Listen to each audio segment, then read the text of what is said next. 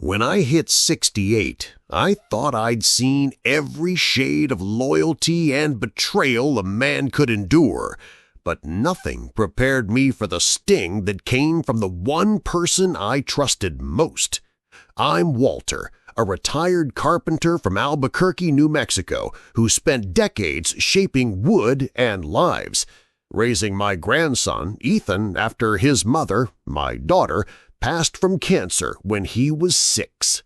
I gave him everything, my savings for his college, my time teaching him my trade, $70,000 for his woodworking shop.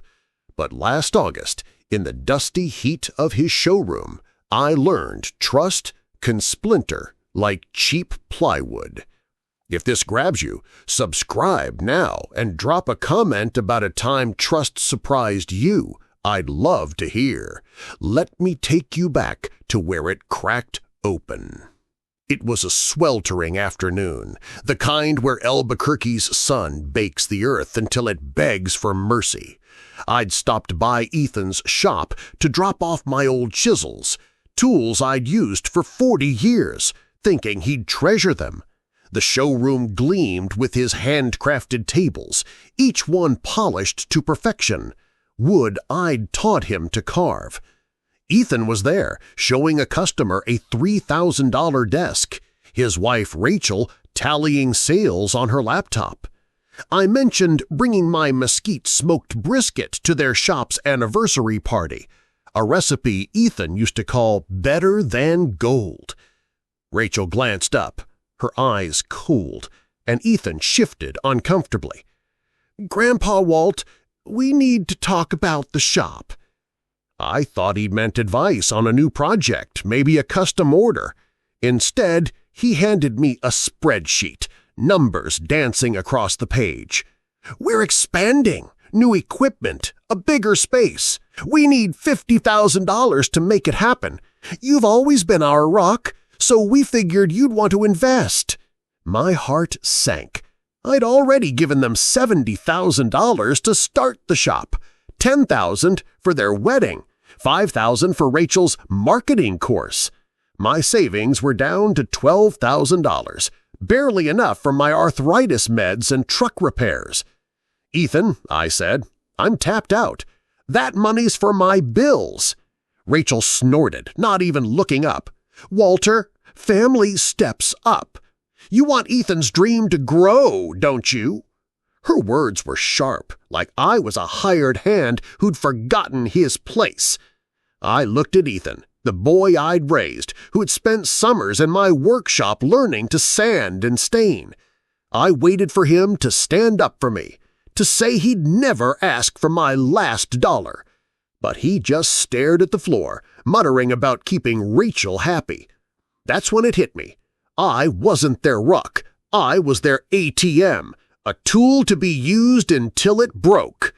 I left the spreadsheet on the counter, walked past the shelves of Ethan's work I'd funded, and stepped into the desert heat.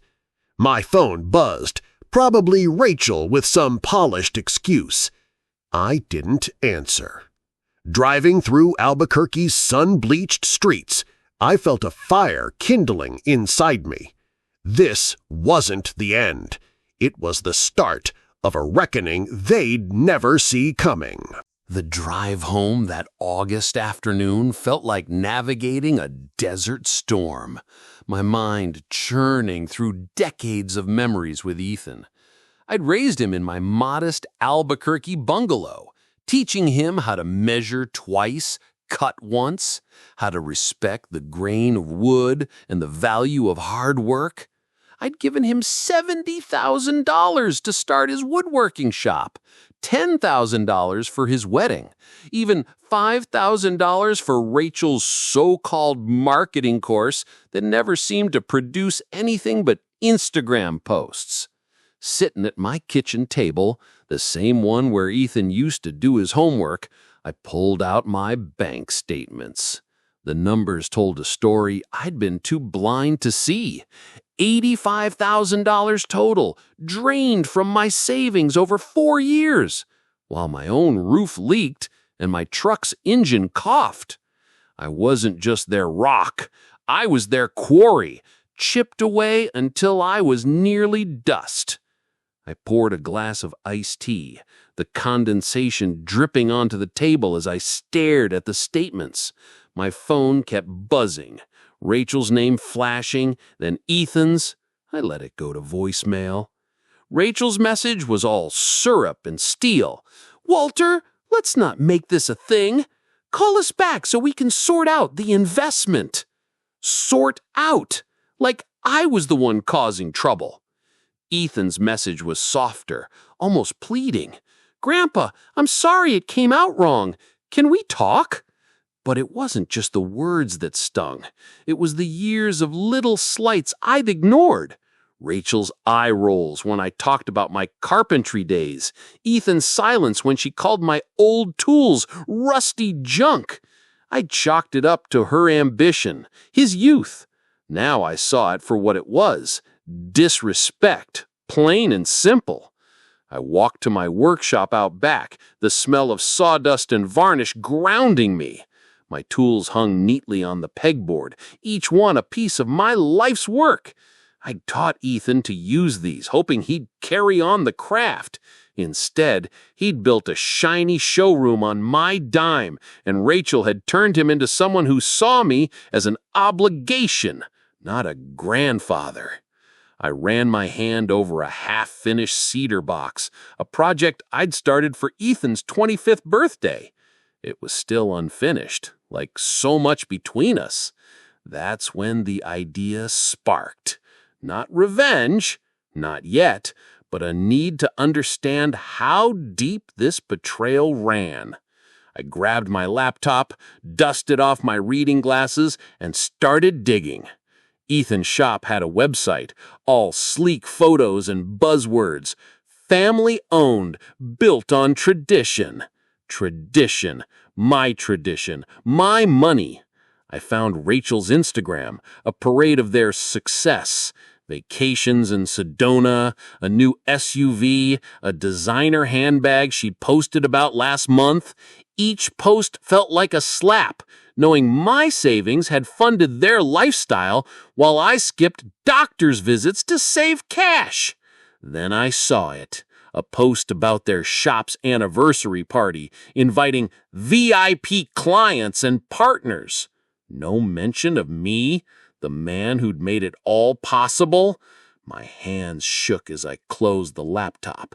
This wasn't just about $50,000. It was about erasing me. But I wasn't done yet.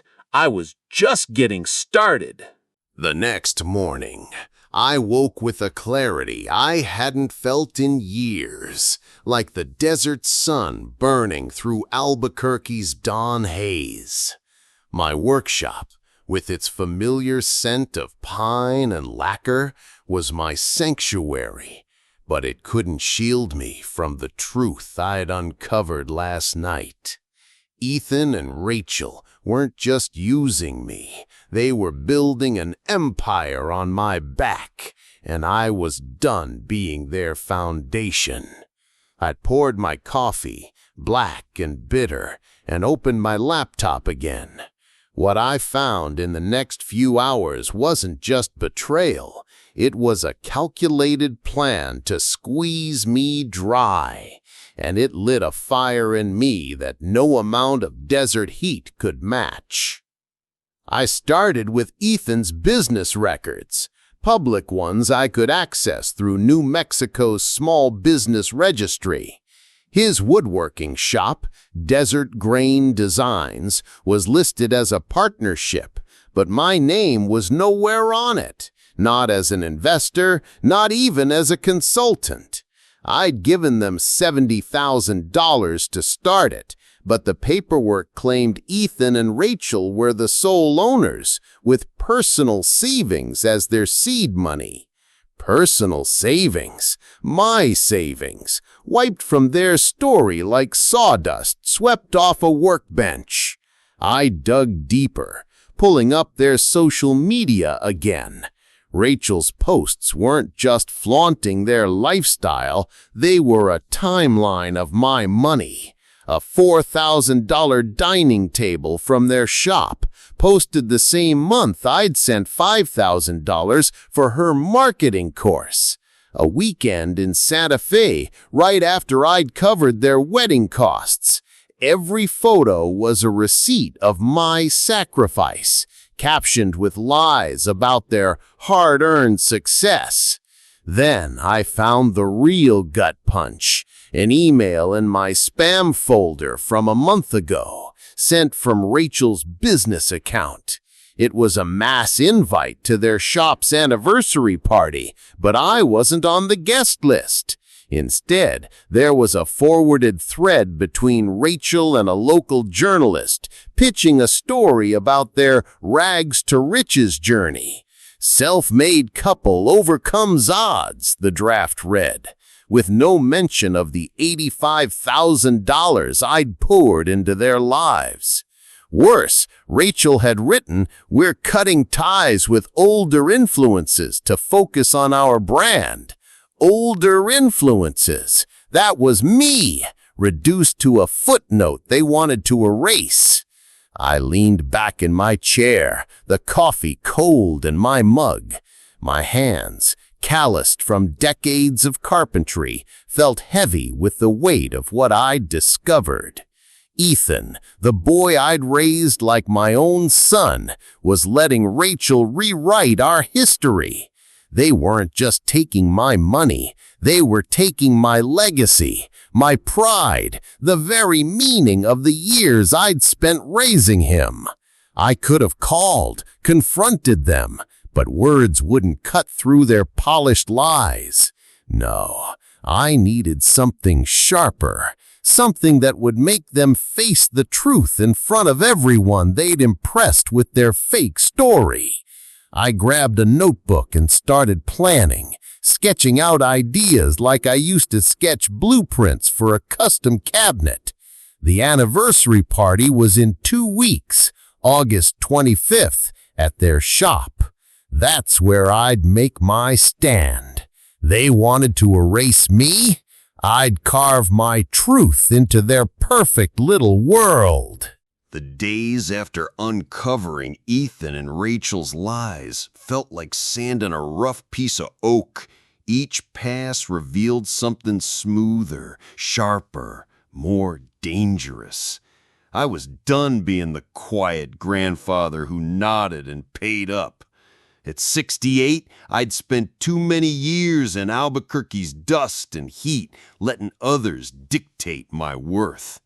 My workshop, with its rows of chisels and planes, became my war room. I wasn't just planning to crash their shop's anniversary party on August 25th. I was building a case to expose their betrayal to everyone they'd fooled. Every bank statement, every receipt, every email was a nail in the coffin of their self-made myth, and I was ready to hammer 'em home. I started by organizing my evidence. I printed out bank records showing the $70,000 I'd transferred for their shop startup, the $10,000 for their wedding, the $5,000 for Rachel's marketing course, $85,000 total, meticulously highlighted in yellow. I found old emails from Ethan promising to pay me back once the business takes off, words that now felt like splinters under my skin. I even dug up a photo of me and Ethan from 5 years ago, standing outside Desert Grain Designs on opening day, my arm around his shoulder, both of us grinning.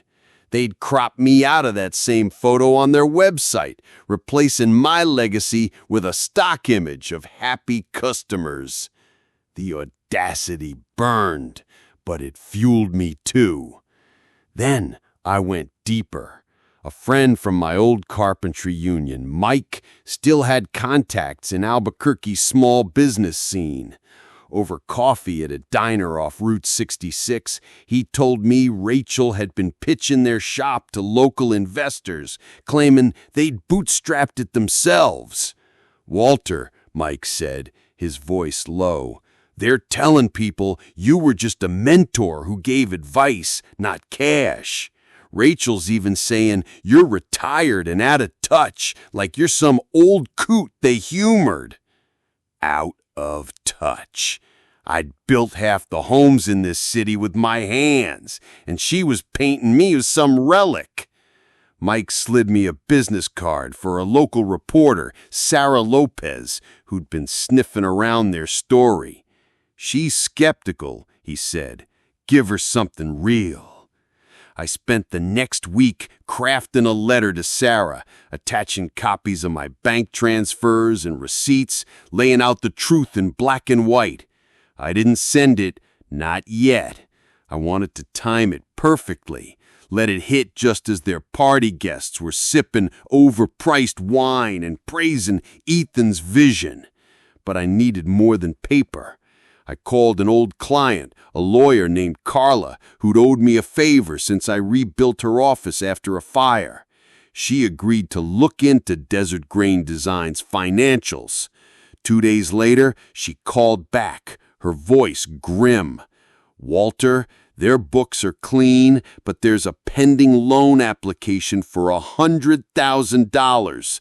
Guess who they listed as a guarantor without asking? My name, my credit, my future, tied to their greed without my consent. That was the final crack. The party wasn't just a stage for truth anymore. It was where I'd make them face the man they thought they could bury.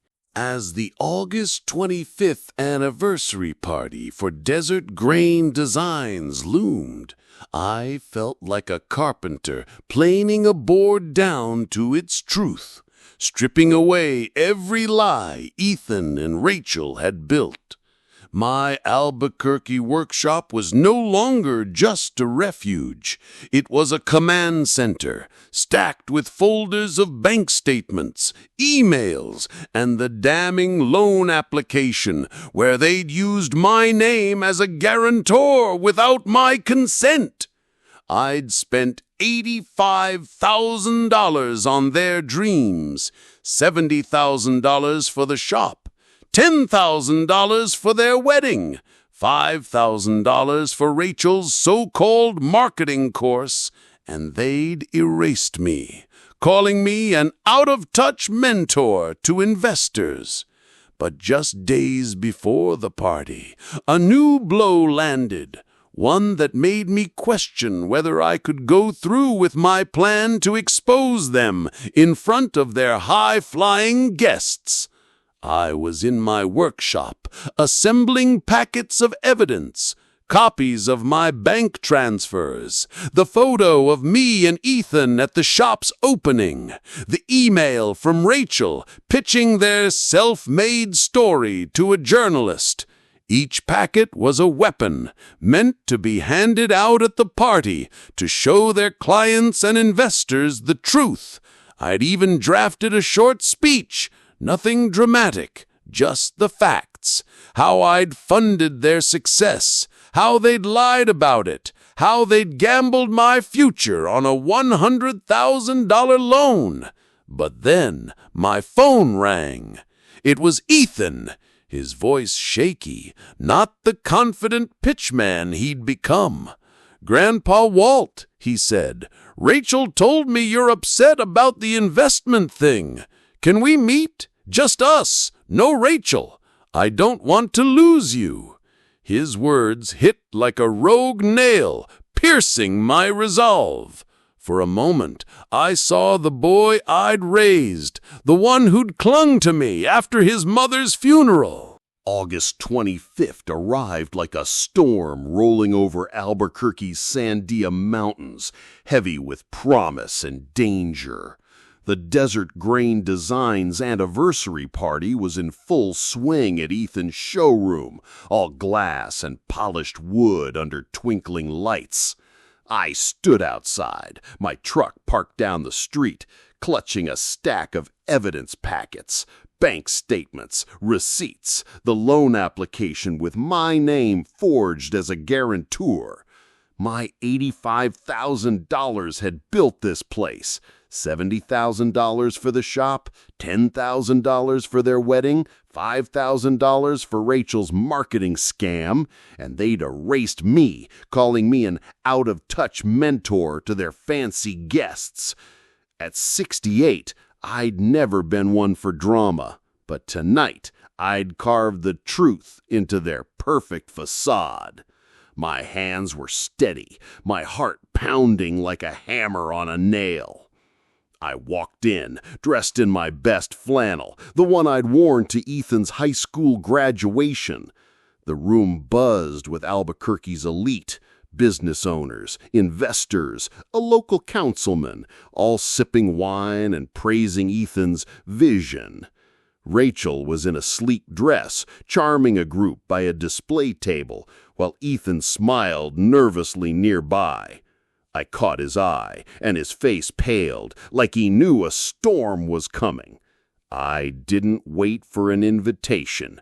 I stepped to the center of the room, cleared my throat, and raised my voice over the chatter.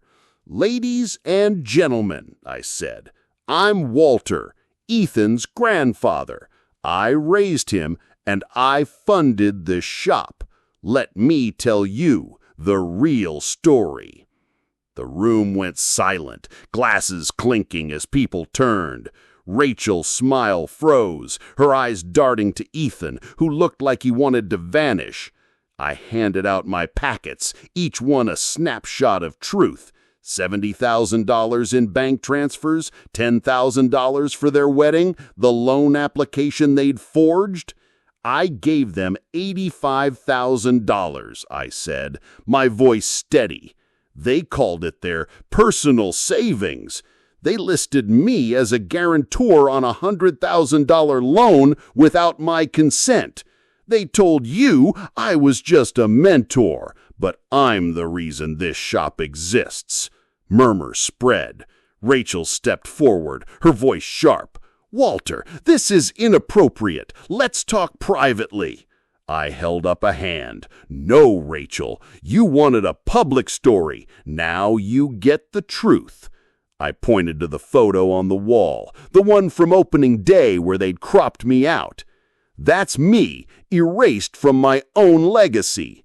I handed the original photo to the councilman, who frowned as he compared it to the display. Investors whispered, flipping through my packets.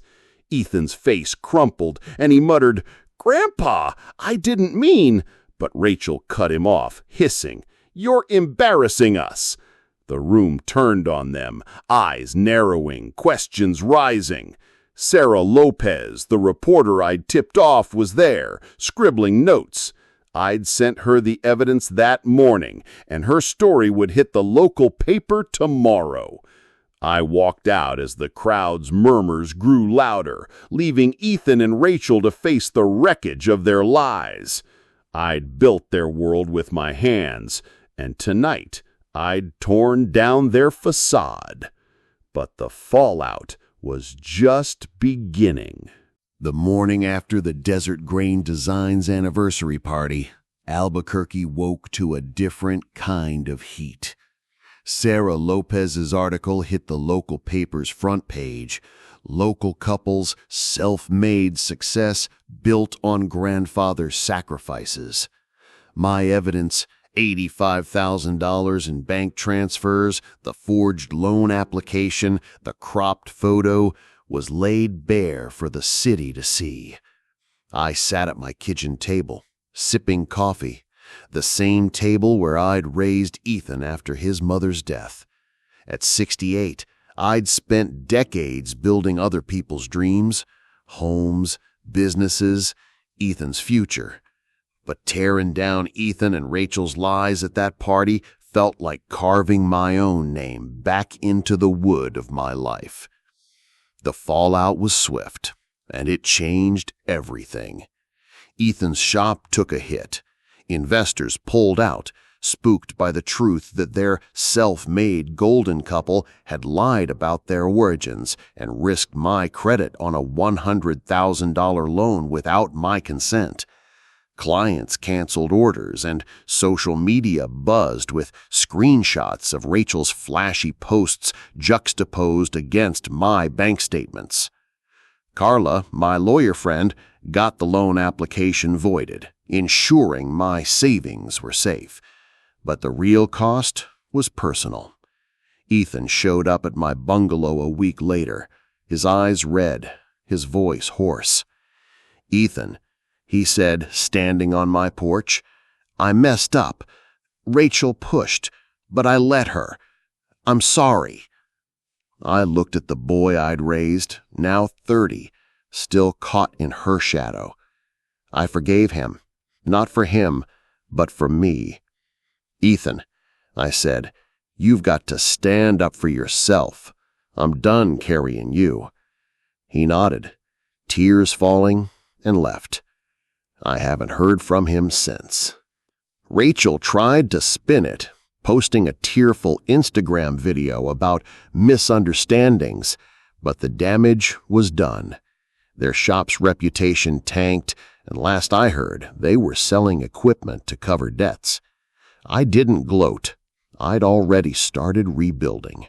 I took my $12,000 savings and fixed my roof, got new tires for my truck, even saw a doctor for my arthritis. I went back to my workshop, finishing that cedar box I'd started for Ethan years ago. But now it was for me, a place to hold my old photos, my tools, my pride. I started volunteering at a community center, teaching kids carpentry, passing on the craft Ethan had abandoned. Those kids with their eager hands and bright eyes became my new family. Proof that legacy isn't just blood. It's what you build with your own hands. Looking back, I see now that betrayal was the chisel that reshaped me. Ethan and Rachel thought they could erase me, but I carved my truth into their world, and it set me free. At 68, I'm not done building. Not homes, not dreams, but a life that's mine. If this story stirred something in you, hit that like button, subscribe, and drop a comment below about a time you reclaimed your own worth. I'd love to hear it. Keep building, keep fighting, and never let anyone sand down your truth.